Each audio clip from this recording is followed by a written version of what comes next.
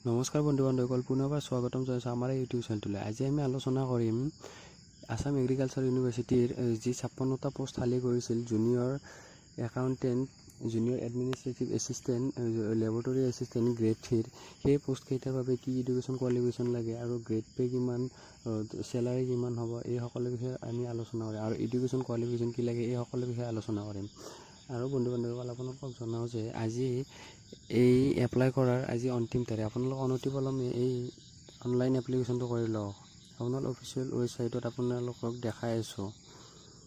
এইটো হ'ল Assam agriculture university official website. ইয়াত লিখা আছে online application portal for the filling up of the post of junior accountant, junior administrative assistant and laboratory assistant grade 3।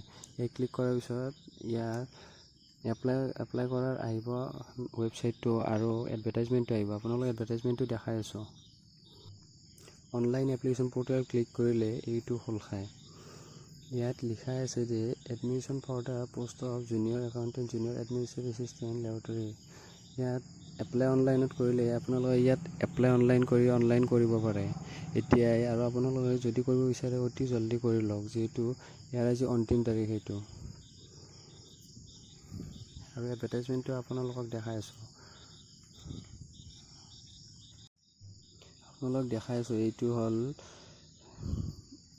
Official advertisement. 12 তাৰিখ ইয়াৰ last date আৰু application খোলা দিছিল 13 তাৰিখ।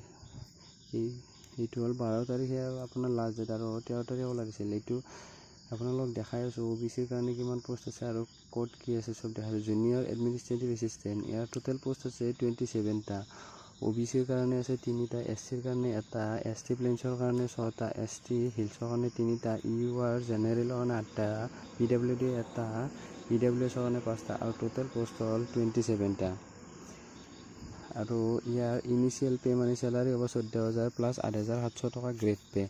আপোনালোকক সবিশেষ নেক্সট ভিডিঅ'ত জনাই দিম আপোনালোকক। এডুকেশ্যন কোৱালিফিকেশ্যন লাগিব আপোনালোকক বেচেলাৰ ডিগ্ৰী যিকোনো ষ্ট্ৰীমত, ছায়েন্স, আৰ্ট, কমাৰ্চ, আৰু আপোনালোকৰ কম্পিউটাৰ চাৰ্টিফিকেট থাকিলে সুবিধাজনক হয়। আৰু ছেকেণ্ড পোষ্ট হ'ল জুনিয়ৰ একাউণ্টেণ্ট, 17টা পোষ্ট আছে। OBC 3টা, SCৰ নাই পোষ্ট, ST প্লেন 4টা, ST হিলছৰ 2টা, URৰ 1টা, PWDৰ 2টা, EWSৰ 5টা আৰু টোটেল হ'ল 17টা। ইয়াৰো চেলাৰী ছেম আৰু এডুকেশ্যন কোৱালিফিকেশ্যন আপোনালোকৰ ছেম।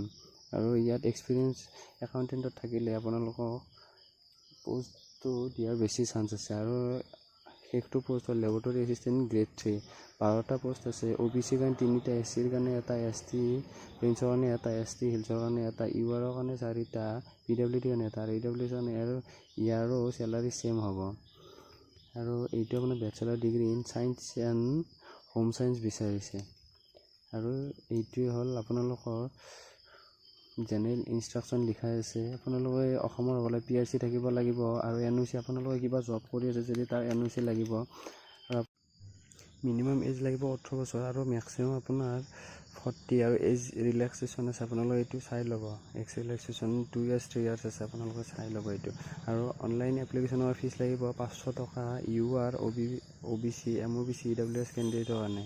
আৰু 250 লাগিব আপোনাৰ SC প্লেইনছৰ কাৰণে, PWD সেইবিলাকৰ কাৰণে লাগিব। আৰু আপোনাৰ ডিছকুৱালিফিকেশ্যন যদি আপুনি অসমৰ নহয় তেনেহ'লে আপোনালোকৰ যদি ফেক ডকুমেণ্টছ দি এপ্লাই কৰে সেইবিলাকৰ কাৰণে। আৰু আপুনি যদি ক্ৰিমিনেল তেনেহ'লে আপোনালোকক ডিছকুৱালিফাই কৰি দিব। আৰু mode of selection written test এটা হ'ব, তাৰ বেচিছত আপোনালোকক চিলেক্ট কৰা হ'ব।